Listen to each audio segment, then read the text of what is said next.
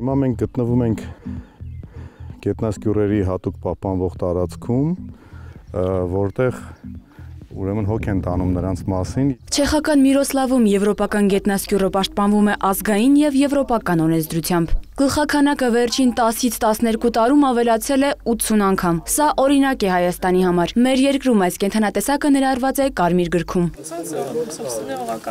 Կենսաբազմազանության հզորացված պաշտպանություն եւ կայուն զարգացում Հայաստանում Եվրոպական միության չափանիշներին համապատասխան ծրագրով մեկ շաբաթ հայ մասնագետները փորձի փոխանակում իրականացրին չեխ գործընկերների հետ։ Ծրագիրն իրականացվում է Հայաստանի, Չեխիայի եւ Ֆինլանդիայի միջև։ Մենք ծանոթացանք տարբեր ուրեմն մասնագետների հետ, ազգային պարկերի աշխատակիցների, իրենք ներկայացրեցին իրենց մոտեցումները, թե ինչպես են իրականացնում պահպանությունը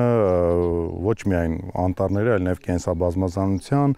ինչ մոտեցումներ, ինչպես են իրականացնում վերլուծությունները այդ ստացված տեղեկատվության։ Հայաստանի անտառների մոնիթորինգն իրականացվում է թե բնության հատուկ պահպանվող տարածքներում, թե անտառտնտեսություններում։ Ավագյանը նշում է, վերջին շրջանում հիմնել են կենսաբազմազանության մոնիթորինգի խումբ, որի աշխատանքների ճիշտ ընթացքի համար կարևոր է եվրոպական փորձի կիրառումը։ Կարծում եմ մեզ մոտ կենսաբազմազանությունը ավելի հարուստ է, քան Չեխիայում, եւ այդ հարստությունը, որը որ մենք ունենք, ուղղակի համեմատելիս այլ ավելի ենք արժևորում եւ կարծում եմ, որ մենք պետք է ավելի շատ ուշադրություն դարձնենք, պահպանենք մեր բնությունը, չախտոտենք։ Բնապահպանության եւ ընդերքի տեսչական մարմնի կենսաբազմազանության վերահսկողության վարչության պետը հետաքրքրական է համարում, որ Եվրոպայում որսագողության եւ ծառահատումների դեպքեր չկան, հետեւաբար չկա նաեւ այդ երևույթների դեմ պայքարելու անհրաժեշտություն։ Իրանց մոտ վերահսկողություն հասկացողությունը չկա։ Այդ գործառույթը չեն անում, որովհետև մարդիկ են մակարդակի են հասել, որ չկա այնտեղ վերահսկողություն անելու որևիցե գործառույթ։ Հույսով եմ, որ կգա ժամանակ մեր պետությունն էլ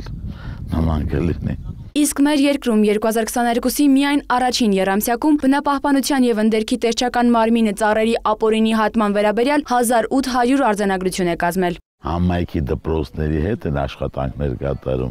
իրազեկումն ավելի շատ պետք է լինի, ու ինձ թվում է, եթե մեր մոտ էլ նման բաներ կանենք, ահագին հասանելի կլինի էլի մարդկանց, որ չի կարելի կտրել, չի կարելի գողանալ, անտառը տված չէ ավիրելու համար, տված է վայելելու։ Բացի եվրոպական առաջադեմ փորձը ներկայացնելուց, ծրագիրը միտված է բնության եւ կենսաբազմազանության պահպանության ոլորտի ինստիտուցիոնալ զարգացմանն ու կառավարմանը, նաեւ անհրաժեշտ օրենսդրական փոփոխությունների իրականացմանը։ Ռոզա Խաչատրյան, Դավիթ Մաչկալյան, լուրեր։